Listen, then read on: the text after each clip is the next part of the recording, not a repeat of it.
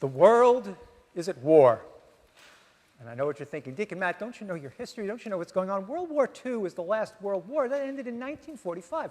What are you talking about? Well, you might be right in one sense, but if we probe a little bit, find, well, maybe there is some truth to the fact that the world is at war. Take the global front on the one hand. We know that there are places in the world where there's a lot of strife, even if there aren't bullets and bombs. Take the North Korea and South Korea. If you know your history, you know that the Korean War ended in an armistice. North Korea and South Korea are still technically at war with each other, and there's a lot of tension there in that part of the world. Take a look at the Republic of Ireland and Northern Ireland. While maybe there are no battles being fought at the moment, there's a lot of tension, a lot of distrust that go back generations and generations. Very difficult a place to grow up in. And while we are very happy and fortunate that there was a recent ceasefire and an exchange of hostages, we know that the Middle East is still a very dangerous place. And there are still people of all the world's religions who are sort of deathly against each other. So global front, yeah, there's wars of a certain type that are still being fought. But we have to look no further than even our own country to see the battles that are warlike that are going on. If you're in business, you probably know this, that oftentimes it's the bosses against the employees, especially where there are unions involved, and the struggle to try to give a company what it needs, but for the workers to get a just wage, and the battles and the animosity that goes on in that environment, right? We are in, I think, the 19th day of this government shutdown at the moment. Terrible situation, but perhaps at the root, without getting too political, I think we can agree that Republicans, Democrats are once again entrenched, battling against each other. Who's right? Who's wrong? And the shutdown continues. A fierce battle. The political battles that go on in this country are very difficult. If you're a driver, you're out on the roads, we have to fear those aggressive drivers and road rage. Right? There are some people who are so angry that they may come into battle with us who are just simply trying to drive a car. You know, I think back to many instances that happen in the news all the time of persons who have a gripe or a beef against someone, and they take a gun or a rifle and they go and they start shooting at innocent victims, especially in a school. And how about in our neighborhoods? And how about in our homes, where there's such distrust going on, and the battles that are happening that we can't get along. It's more than just simple disagreements. These are real struggles, real battles. And so, yeah, these are all kind of like war. And are we depressed yet? Do we have any hope? I mean, all these things that are going on around us, we say, wow, what are we to do? Where are we to turn? I think sometimes it's helpful to find somebody out in the real world as a good example. So there was this woman who since passed away. Her name was Frances Crowe. Frances Crowe lived most of her adult life in Western Massachusetts. She was born in 1919. When she was a young adult, she experienced World War II, and she was taken by the bombings that were happening and the loss of life of civilians as casualties in the war. And so she decided to be a pacifist, and a very active pacifist. And so, for most of her life... for about 75 years, she pushed back against... war, against everything that was... against human dignity. So she was a great opponent, not only against war, but against the death penalty. And she fought for human rights and for the dignity of all persons. Oftentimes, because she had to butt up heads against government officials, she was thrown in jail, arrested many times for the causes that she held. Her husband, they were married many years, but her husband died in 1997. And so for the last 22 years of her life, she did this on her own, spent about a quarter of her life continuing to push back against oppression and against those things which cause us problems, kind of, you know, against war in many senses. So you can say in that last quarter of her life, she was a persistent widow. Yes, we've heard that phrase, right? Like we heard that phrase in the passage from the very start of the 18th chapter of Luke today. And what Jesus wants us to know, of course, I think you realize this, that there's a persistence that we need, just like the widow, and our persistence needs to be a persistence in prayer. Jesus says that right at the very beginning, one of the first verses. We have to pray without being weary. But I think Jesus is looking for more from us than just prayer.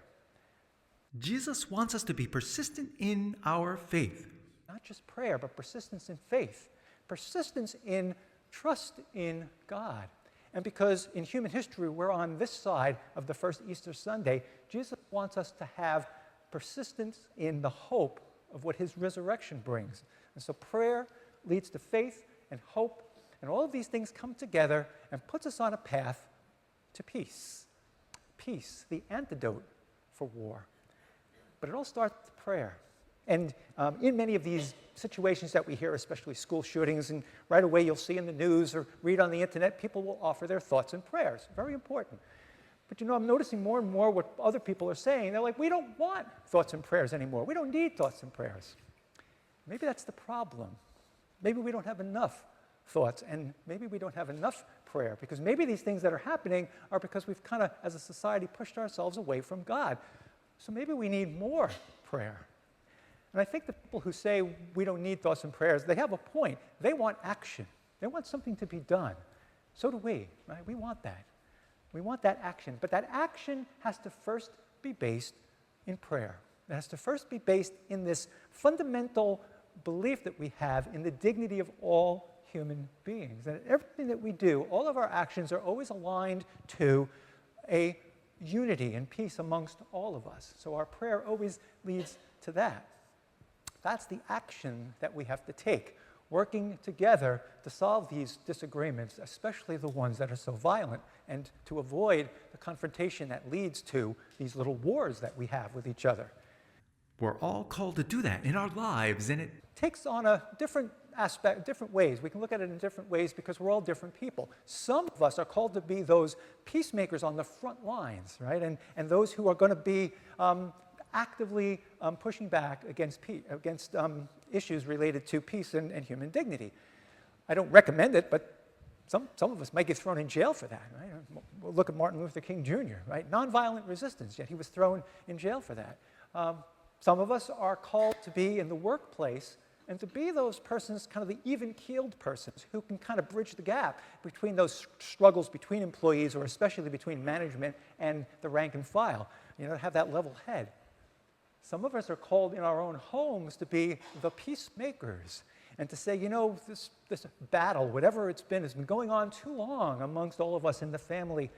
Let's get it together. Let's find out what our common ground is. Let's find peace, or that peacemaker in the neighborhood. Whatever that action is, though, that we're called to take, we've got to figure that out by being in prayer and by remembering this fundamental principle of who we are as people, as created people of God. We're created in God's image and likeness. We have the ability to love. And so anything that we do in pushing back against war and all of its violence and everything always has to have as its fundamental component the dignity of others. So we may disagree with someone, but it's not like we're trying to put ourselves as being the greatest and those who are our adversaries to be made look like fools or anything like that. No. In our struggle against things that are wrong, we're looking to bring people together in unity. Our brothers and sisters. We're all brothers and sisters. And so, if we look to put somebody down to make ourselves look better because we're fighting for our own cause, that's war too, isn't it? And that's not what God asks us to do. So it takes persistence to look at these situations and say, I got to find a way to be a person of peace, to be a person of unity. And brothers and sisters, that's what we're called today to do, to be persistent in all of these efforts to make it happen. And we can never lose hope. We can never lose heart. So maybe we need to have a little bit of that spirit of Frances Crowe. That we're going to make this a part of our lives as Christians, our very life. Is a life of prayer. We are the persons of prayer. And, we can say maybe the world is at war, but that's not the final word. The final word comes from us as Christians by our persistence in prayer, our persistence in our faith, our persistence in belief in God, that God is with us every step along the way to help us foster peace, to bring people together in unity and to protect the dignity of all. Starts with prayer.